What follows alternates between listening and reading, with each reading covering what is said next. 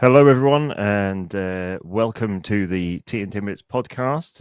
I am Andy, one of your hosts, coming to you from the United Kingdom. Still based in Toronto. I am your other host, Scott. A quick question, Scott. Do you have issues with lots of pollen this year? It's been particularly challenging for Man, me. it's crazy. Like we've had a Yeah. lot of rain, and the foliage is exploding. Yes. Yeah. The air. It's Yeah. mad. It's really affected me this year. I'm not normally affected by it, and I'm sure our listeners don't want to hear my health issues, but I was just curious if it's just me. But I'm pleased it's happening over there as well. Anyway, welcome everyone to the Tea and Timbits podcast, not the Andy and Scott's health podcast. This is global perspectives on business development to help you prosper. And today we're going to be continuing our series on corporate success, I suppose.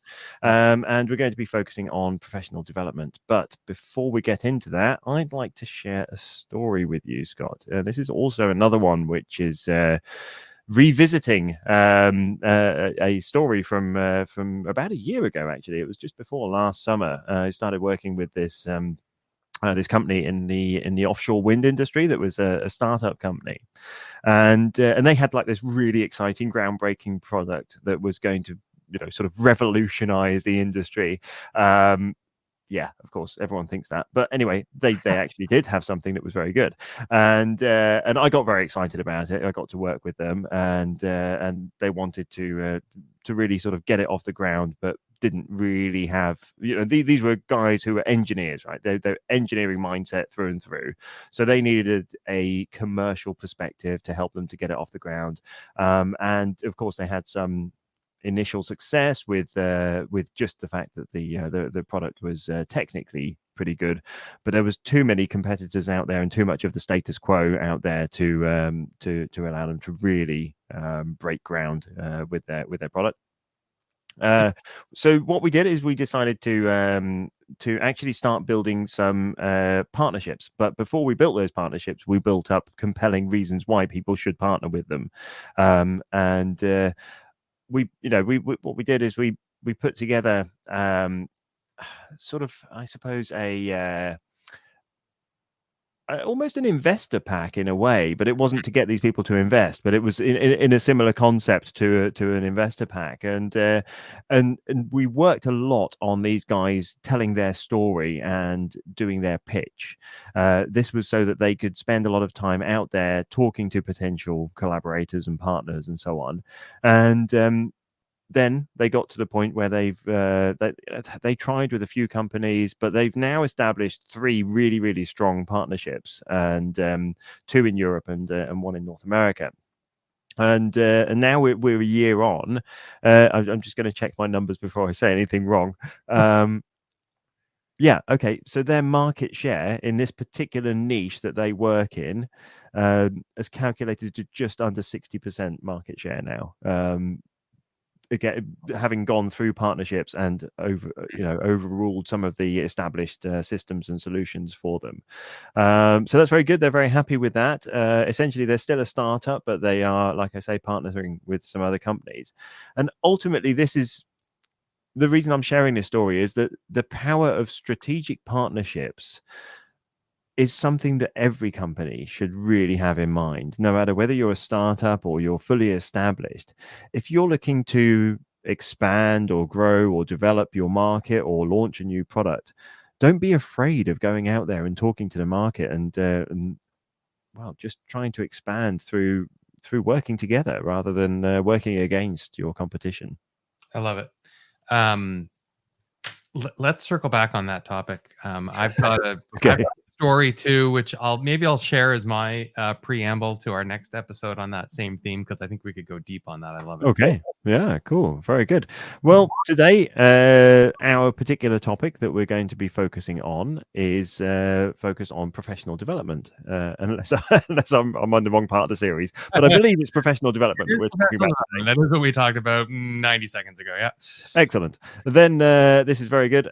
We will be talking about that. And to allow you the stage a little bit, Scott, because I've been talking for far too long now, what are you hoping that people who are listening will be getting out of our discussion today?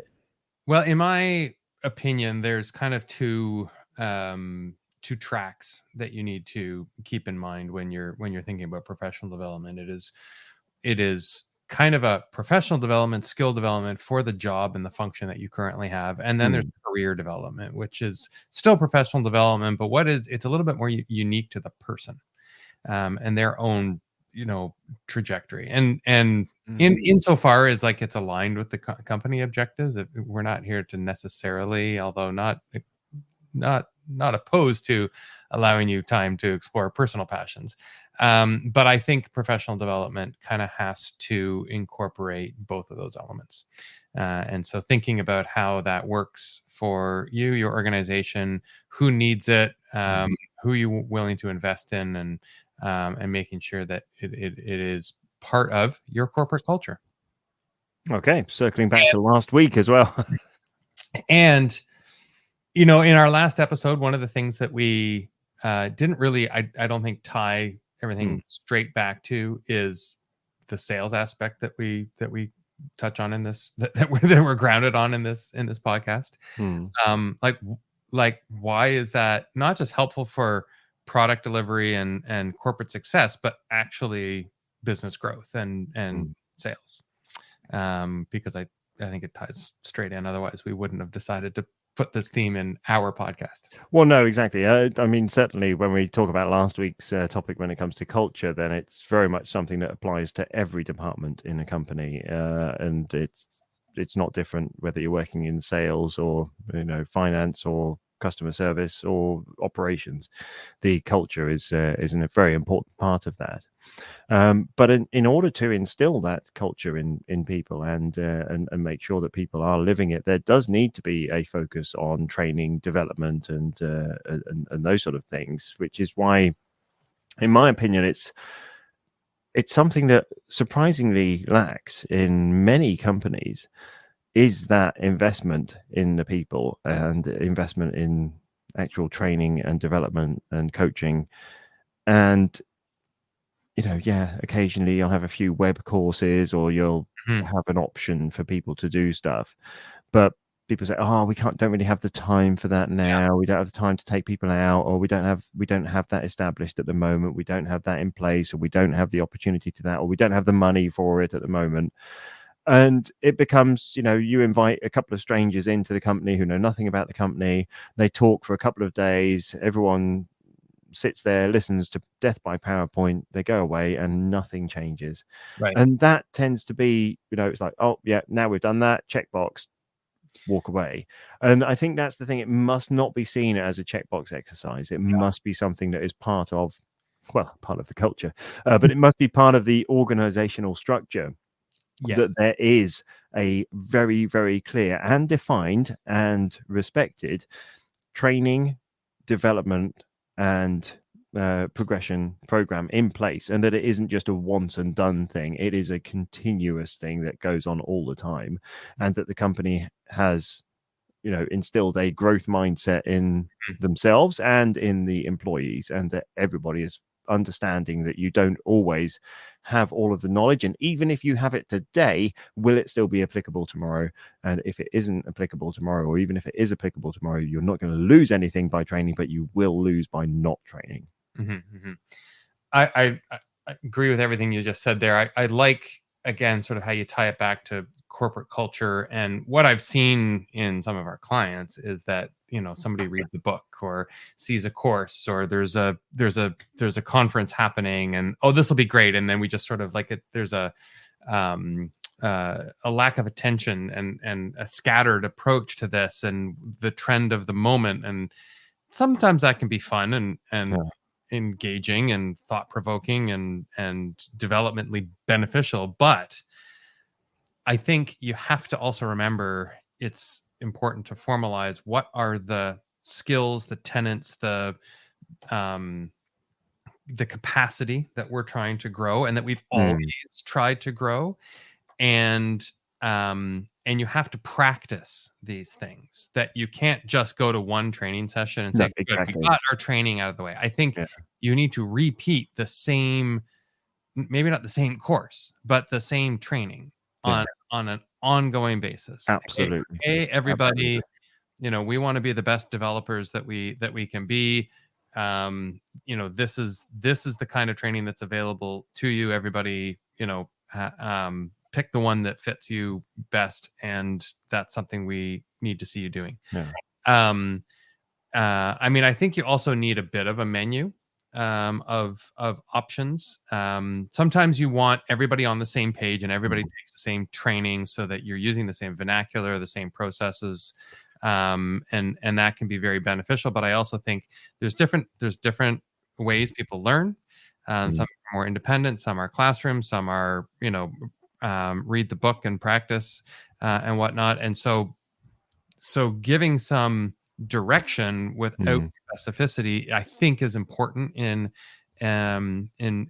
elevating everybody's capability. I think you need to have a blended learning solution, of course, and that is where you've got a mix of online, do-it-yourself reading, and classroom, and then the key is this practice part that is often missed. And there's a thing in all training that is really, really important, but is often forgotten nowadays. When you see corporates doing it, there's sort of a 4-step process, and it's explain, demonstrate, imitate, practice. Right. And what we usually get is explain, and Yeah. that's it. And there's no imitation, there's no repetition, there's no demonstrations, there's no nothing. It's just explain. This is what you must do. This is how you must do it.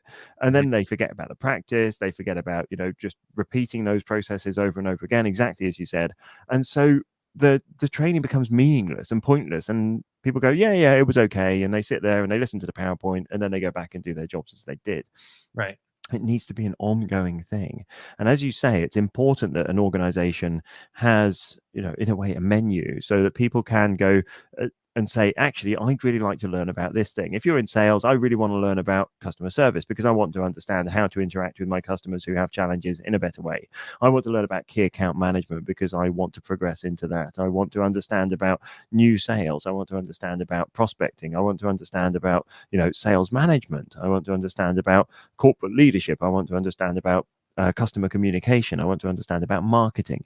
Those things, just within the sales department, there's a big area that is incredibly relevant to all of the sales team that should be supported by every organization, regardless of the size.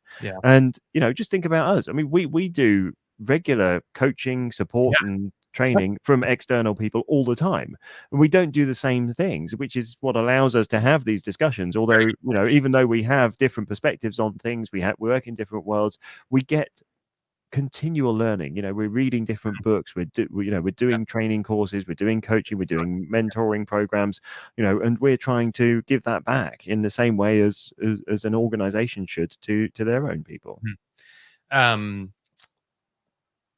And coming back to sort of corporate culture here, I think we've already made the point, but just to reiterate it, I think, I'm hesitating because we already made the point, but put another emphasis on it. Like, again, what I've seen the mistake is you take the training first and then you try and figure out how it fits into what you're doing, or you think that might. So it's about going like, well, here are the processes that we have in place. Here are the skills that we need to develop, and sort of putting that there first, and then saying, what is the training, or not necessarily then going and finding the training that fits, but then making sure that if somebody comes back with a request for training or a course they want to take or an event they want to go to, you can say, well, let's just filter it through what we're trying to refine to bolster the business. And if it's not a fit, it doesn't mean you necessarily say no, because there's all kinds of other ancillary benefits some of these things. But the point I was now going to come around to is the practice, right? And making sure that it's not just a one and done, but that way, when you come back from that training, from that business development, professional development opportunity, it's put into practice. And I think that needs to be the accountability that you impose on anybody that you allow or you invest in to get this done, is Sure, but we need an action item. We need a follow up. We need, even in it, like when I once worked in the corporate world, that was a requirement. We just need a team email that summarizes what you learned and how it's relevant to the business, and some resources that you can share with everybody else. And I don't necessarily think it was meant as an exercise to do some knowledge sharing, but it was, which I've only realized more recently in my career, is it's just done to make you write it down so that you don't lose the learning, and maybe it's beneficial to somebody else as well. Yeah, no, that's completely right. It's about future proofing the workforce for, tomorrow's challenges today. Right. But I think that there's another point here that I'd like to make, which is there are the corporate culture will thrive and your business will do better when part of your corporate culture is a growth mindset and an encouragement to learn and grow. And I think we're going to touch on this in our next episodes. That might mean some people grow beyond your boundaries, and you have to be ready for that and allow for that and almost encourage that. But you're going to have some people that are just steady eddies. They're like, what? Like, I know how to do my job. I'm good at my job. I'm happy with my job, and I'm fine at my job. And they play a function, and one day the business might evolve beyond their comfort zone, but that's a problem for tomorrow. Yeah. So don't get bent out of shape if some of the contributors don't quite embrace this in the same way. Just realize, or I guess, again, filter, are they actually performing and delivering, or are they still a fit for the organization? That is a great end to today's episode and a good lead into our next one. I thank you for today's conversation. And if anyone else has opinions or perspectives on professional development or anything else, please go to tandtimbits.com, where you can find many ways to get in touch with us. And you can also subscribe to listen to many more wonderful episodes of Tea and Timbits. Pop up automatically. Exactly. Just go to tandtimbits.com and you will get all of this and more available for you. Thank you very much, Scott, and look forward to speaking to you next week. Bye-bye.